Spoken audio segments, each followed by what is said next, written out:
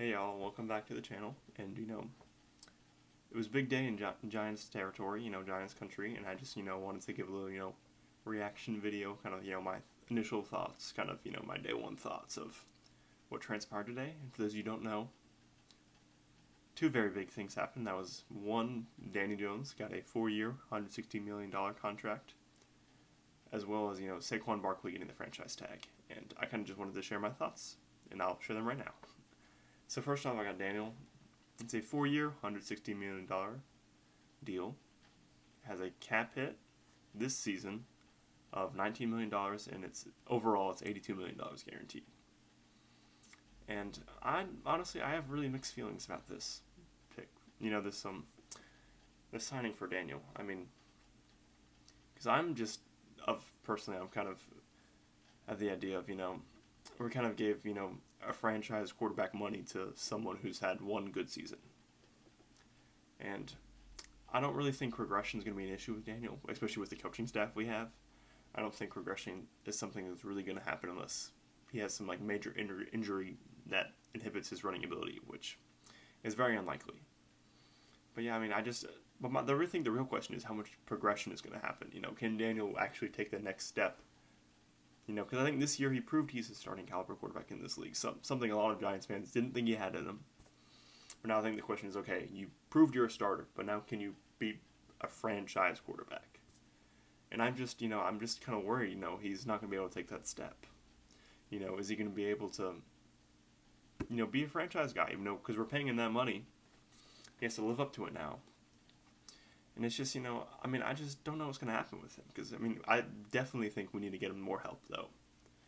Get him a better interior offensive line, Get him some weapons on the outside, get him some better receivers. But just because we get improvements in those areas doesn't mean Daniel Jones is necessarily going to become some elite quarterback. Which I think some Giants fans think that, to be honest. I think some Giants fans think he gets good, he's going to get, if we get him a number one receiver, he's going to be an elite quarterback. And I just don't think that's the way.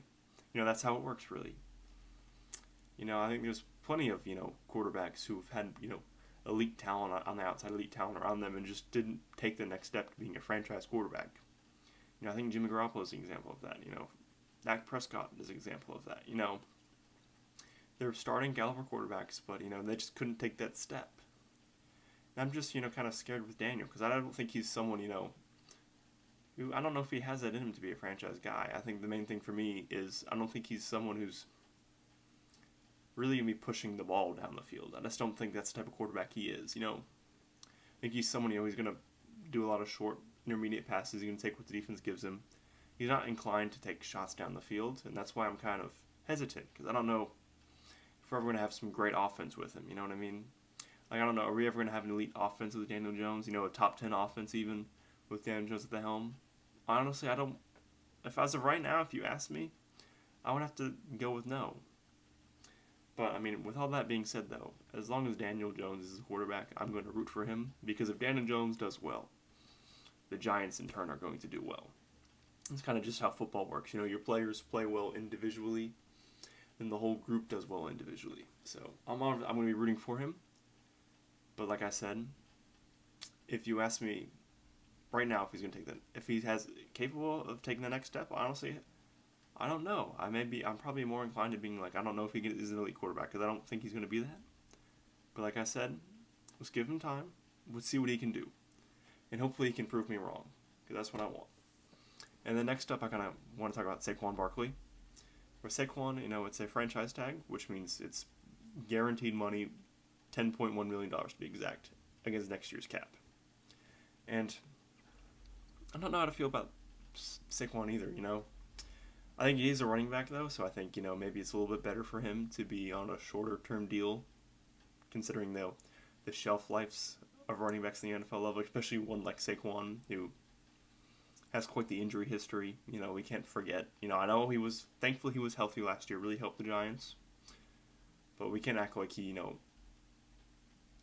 doesn't have that injury history, because he does.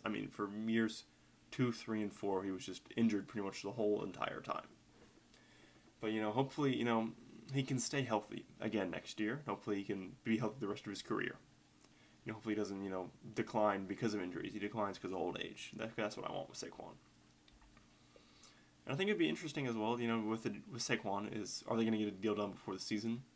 Because I think a big part about the franchise tag is, they put the franchise tag on him just so, they could, he didn't have to really talk to other teams for free agency. They can kind of keep him in-house, which I think is, a good thing. Because I think Saquon, I know positional value is a thing, but I think if there's one running back who can, kind of break the mold of, positional value, I think it's Saquon. It's because, he can do everything as a running back. He can, run between tackles, he can run outside, he can pass block. He's an option in the passing game. He's kind of a do-it-all back. And kind of think, maybe he's someone who breaks, the little, like I said, the positional value mold. But at the same time, I think the injury history, and just the history of running backs makes me a little hesitant on them. So I really don't know how to feel about Saquon, if I'm being honest. I think, it may be, I don't want to wait, too long to give him a long-term deal if we're going to give him that. Because, then it may be too late just because, running backs don't last long. I don't want to, have him franchise tagged for this year. And then, we give him some, 4-year deal the year after that. And then he's only good for, he's only still an elite running back for another year after that. You know what I'm saying?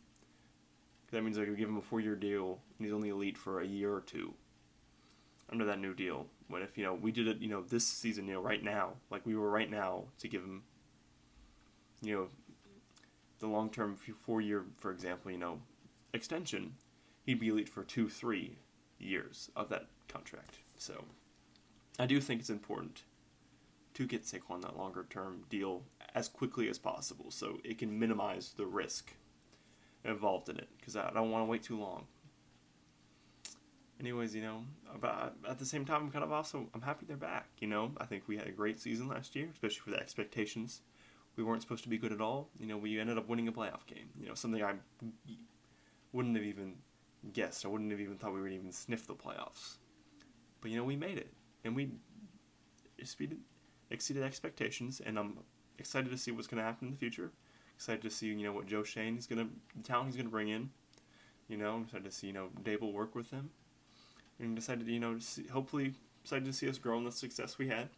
Hopefully grow on it, that is, And hopefully, we'll be competing for Super Bowls sooner rather than later. And that being said, that's my thoughts, the initial thoughts on the Saquon Barkley franchise tag and the Daniel Jones extension.